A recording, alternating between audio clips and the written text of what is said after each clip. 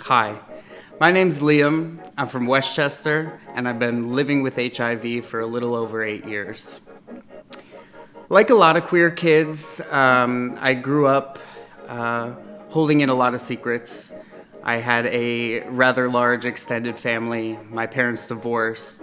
I have a lot of cousins, aunts, uncles, extended cousins, but all filled with love and support.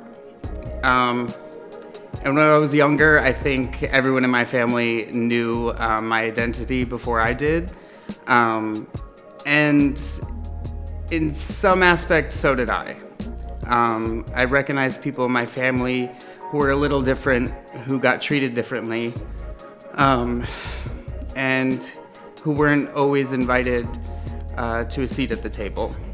I remember going to parties and seeing my cousin, who was a trans woman. And at the time, I didn't really know what HIV was, but I heard the words HIV and AIDS a lot of the times that I would be around her. And then growing up, going through middle school, being in the closet, holding on to more secrets. Unfortunately, I didn't really have any queer family members to talk to. And I was afraid of the backlash that I might get from my immediate family. When I was a freshman in high school, I decided to, I guess I thought find community or find validation in other queer people, in older queer people. You know, I knew there was other gay kids in school, and they were bullied and they were a little more extra and loud, and I guess that intimidated me, but also made me a little jealous. So I went online and, tried to find that validation in sex, and unfortunately was groomed by a couple individuals, and I lost my virginity in a hotel room.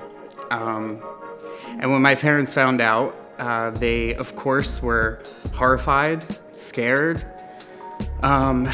but I don't think they knew what to do. There's no rule book or handbook for parenting.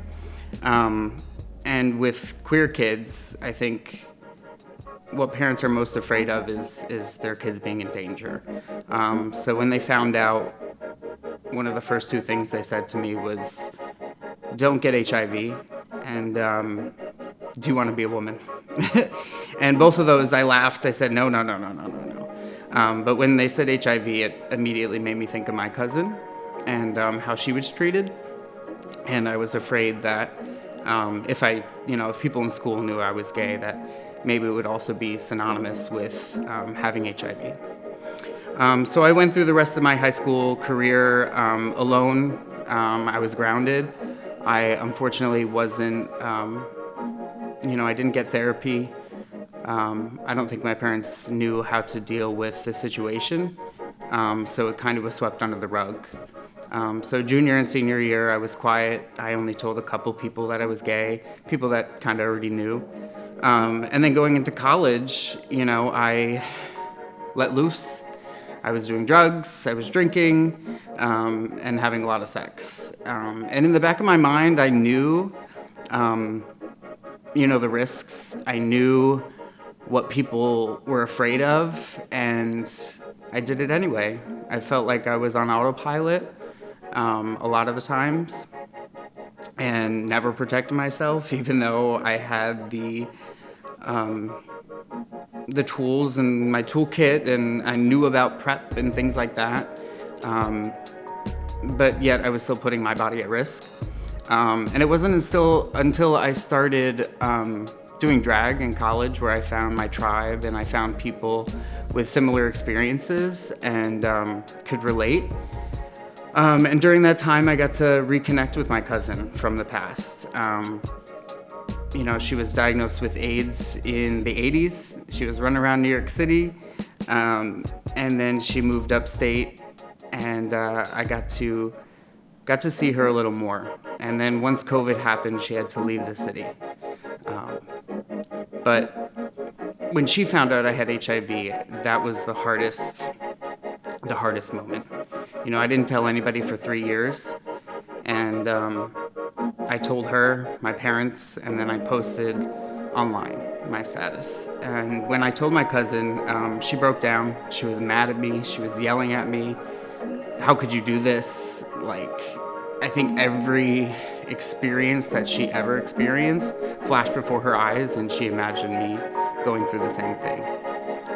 So it broke me. But thankfully it was, during COVID, I was able to stay home.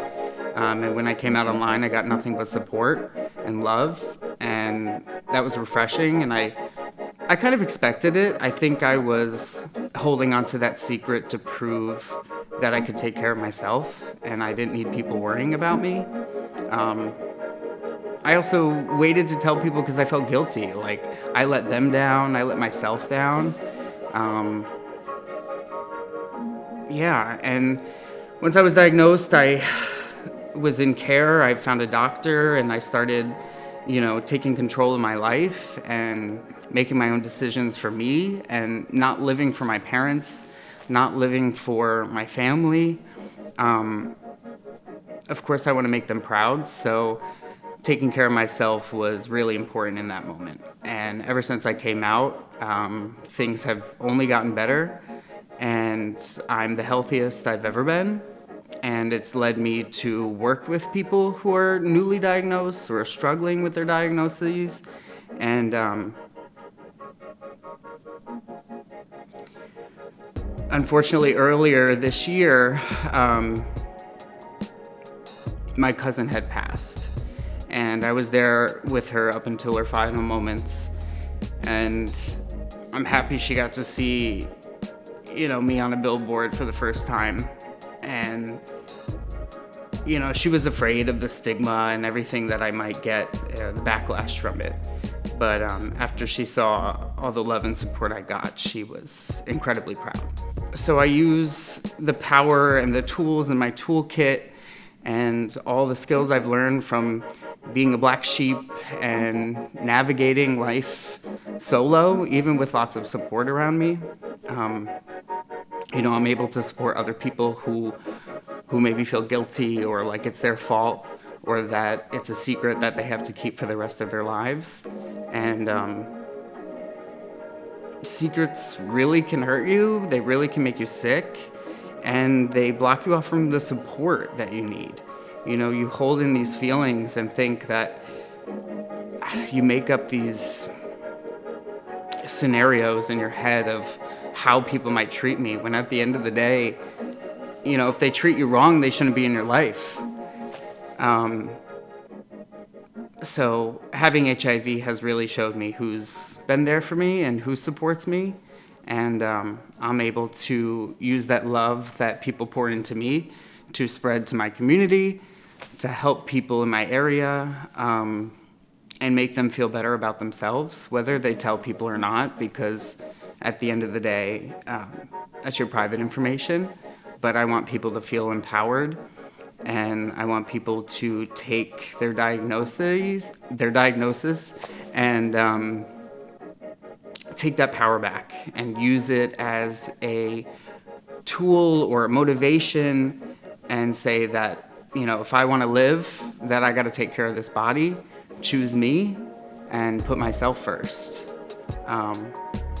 So everything I do from now on in my advocacy work, working with patients, and building community, putting on shows will all be in honor of my cousin.